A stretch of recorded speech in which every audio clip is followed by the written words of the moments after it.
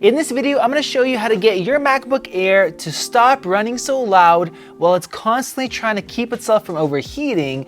And these solutions are not going to be like my previous ones where I water cooled it and I used a gel pack. These are going to be safe, permanent solutions. These tips actually apply to most Macs made within the last few years. And as a bonus, you're most likely going to gain a few extra hours of battery life as well. Like most people, I was extremely excited for the new MacBook Air.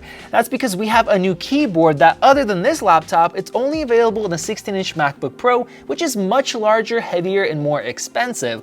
We also have twice the SSD capacity, and we have new Intel CPUs that offer twice the cores and with better graphics, giving us much more performance for the same price. Because of this, many people are choosing to go with the new MacBook Air instead of a Pro, which costs more money, but there's only one problem.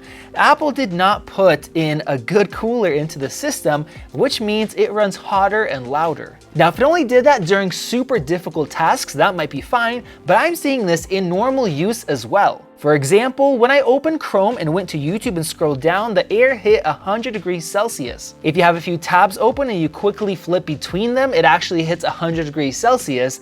And then I ended up watching a 4K 60 video, and not only did the MacBook Air hit 100 degrees Celsius within about 10 seconds, the fan sped up to about 6,000 RPM, which is annoying, and it just stayed there. Now, I know that not that many of you are going to be watching 4K video on your MacBook Air, so I tested out 1080p 60 video, and it still ran really hot at 90 degrees Celsius, but thankfully the fans were spinning lower. My first tip is simple: don't use Chrome. Now, Chrome is my favorite browser, but unfortunately it is much more hardware intensive, thus that means you get more heat. Safari, on the other hand, focuses on efficiency, and that same 1080p 60 video played back at 65 degrees Celsius with the fan completely off.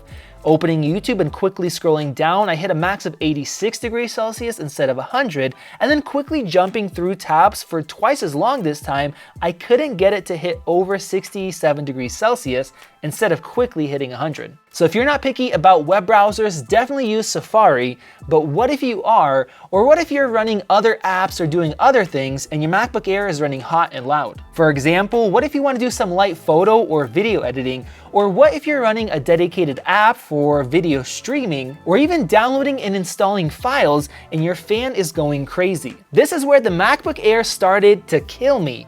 I was playing back a game trailer in the Epic Games app, and the CPU was hitting 100 degrees Celsius with the fan spinning up, but not being too annoying.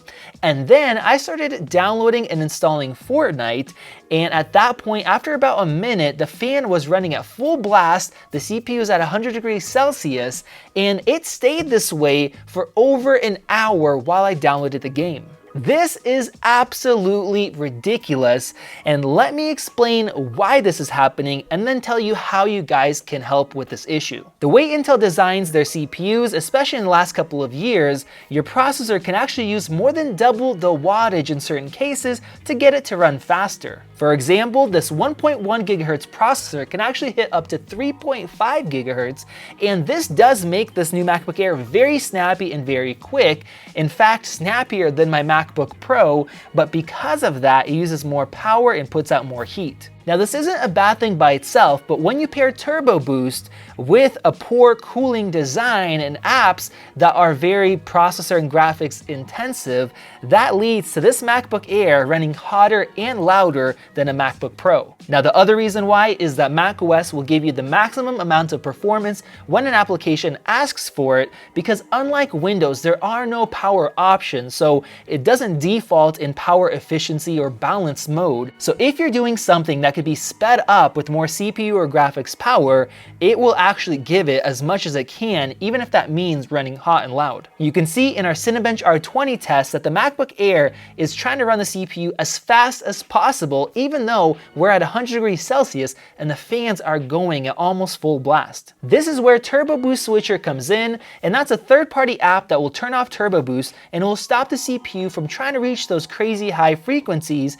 even when the laptop doesn't need it. Let's start off with the free version. I downloaded it, installed it, allowed it to run into security settings, and then restarted, and then I went ahead and turned off Turbo Boost. I opened up YouTube and Chrome and then quickly scrolled down, and the temps only hit 64 degrees Celsius instead of 100. I then played back a 4K 60 video, which is quite demanding, and the laptop maxed out at 85 degrees Celsius with the fan running at its slowest speed possible instead of 100 degrees, running at over 5,000 RPM. After a few minutes of playing back trailers in the Epic Games app, the CPU did not peak above 75 degrees Celsius, and the fan was silent. As soon as I turn off Turbo Boost Switcher, you can see that our CPU goes from trying to run as fast as possible and hitting 100 degrees Celsius to running at a constant 1.1 GHz with a steady decline in temps and fan speeds, resulting with a maximum temperature of 85 degrees Celsius and the laptop staying completely silent. Now, since we are limiting the power, that also means that we're limiting the performance,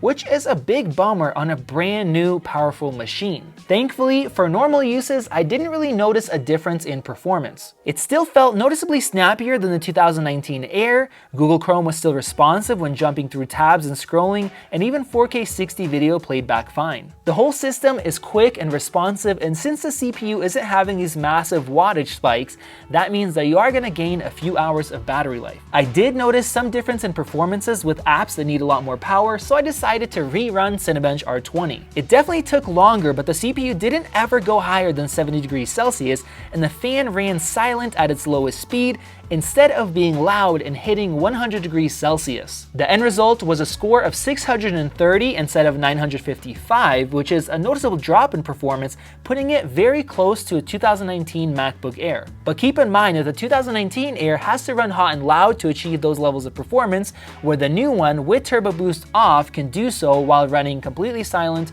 really cool, and at the same time using less power. My last tip would be to buy Turbo Boost Switcher Pro for only $10. This will allow you to schedule when to have Turbo Boost on or off, or allow it to toggle based on the app if you have a few apps that always make your MacBook Air run hot. That way you can maximize your temperature to performance ratio. Of course, I wish that Apple not only upgraded the specs and the performance of this MacBook Air, but actually put in a decent cooler into the machine. That would have made it amazing, and unfortunately they didn't, and it kind of sucks having to use third-party software and limiting performance to get good thermals. That definitely is a bummer, but until Apple comes out with some kind of power modes like Windows has, which also lowers your performance but gives you better battery life and less heat, this is what we're gonna have to resort to doing, or maybe just wait for a MacBook Air that has a much better cooler. So thank you guys for watching. If you have any questions, ask in the comment section down below. I'll have a link to Turbo Boost Switcher in the video description. It's not an affiliate link or anything like that. I just really like the program. If you guys want to see more videos like this one, especially our full review of the MacBook Air, you guys can click that circle above and check out one of those two great videos right over there. This is Max, and I'll see you in the next video.